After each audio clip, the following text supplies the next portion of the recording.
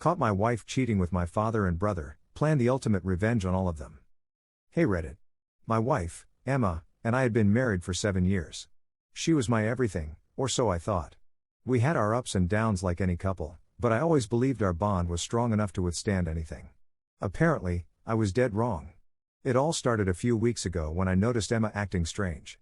She became distant, always glued to her phone, and suddenly started going out late at night. At first, I chalked it up to stress from her new job. But the excuses started piling up, and something inside me told me I needed to dig deeper. One night, she said she was going to a girls' night with her coworkers. My gut told me otherwise, so I decided to follow her. I trailed her car from a safe distance until she pulled into the driveway of a house I didn't recognize. I parked a few houses down and waited, my heart racing.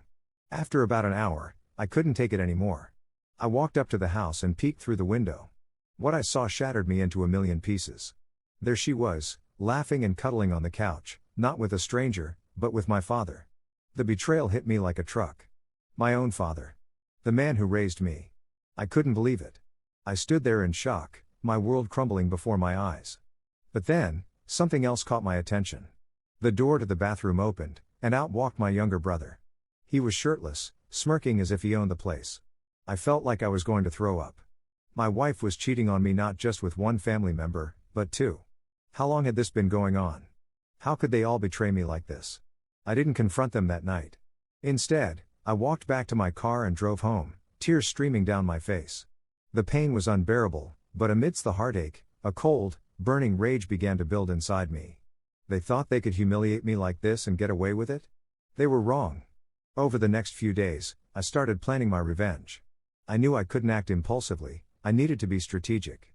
I gathered evidence first. I placed hidden cameras in our house and started recording Emma's phone calls. Sure enough, I captured hours of damning footage and messages that confirmed the affair. Then, I turned my attention to my father and brother. I knew their schedules, their habits, their weaknesses. I began collecting dirt on them too, financial records, shady dealings, anything I could use to destroy them. It turns out my father had been embezzling money from his company for years, and my brother was involved in some illegal gambling rings. But that wasn't enough for me. I wanted them to feel the humiliation and pain they had inflicted on me. First, I served Emma divorce papers. I made sure they were delivered to her at work, in front of all her colleagues. She called me in a panic, crying and begging me to talk to her. I ignored her calls. Then, I leaked the footage I had of her with my father and brother to her family and closest friends. Her reputation was destroyed in a matter of days. People who once adored her now looked at her with disgust. Next, I went after my father. I anonymously sent the evidence of his embezzlement to his company's board of directors. Within a week, he was fired and facing criminal charges. The fallout was swift and brutal. My mother, who had no idea about his affair or his illegal activities, kicked him out of the house. He was left with nothing. As for my brother, I tipped off the authorities about his gambling activities. They raided his apartment and found enough evidence to charge him with multiple felonies. He ended up losing his job and his so-called friends in the gambling world turned their backs on him. But I wasn't done yet. I hosted a family dinner, inviting Emma, my father, and my brother.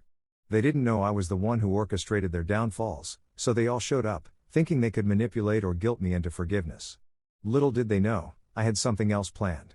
As we sat at the table, I revealed everything. I played the recordings, showed the messages, and laid out all the evidence of their betrayal. I watched as their faces turned pale, their expressions shifting from shock to horror.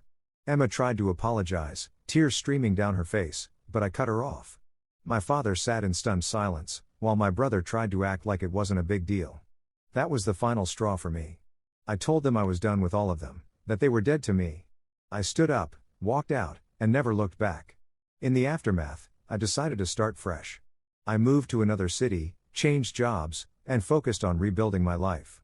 It wasn't easy, but over time, I found peace. As for Emma, my father, and my brother, their lives continued to spiral downward. Emma ended up moving in with her parents, completely ostracized by everyone she once knew. My father lost everything and was forced to take a menial job just to make ends meet. My brother served time in prison and came out a broken man. Sometimes, I wonder if I went too far. But then I remember the pain they caused me, the trust they shattered, and I feel no regret. They thought they could betray me without consequences, but I showed them just how wrong they were. Revenge may not heal the wounds, but it sure as hell makes the scars a little easier to bear.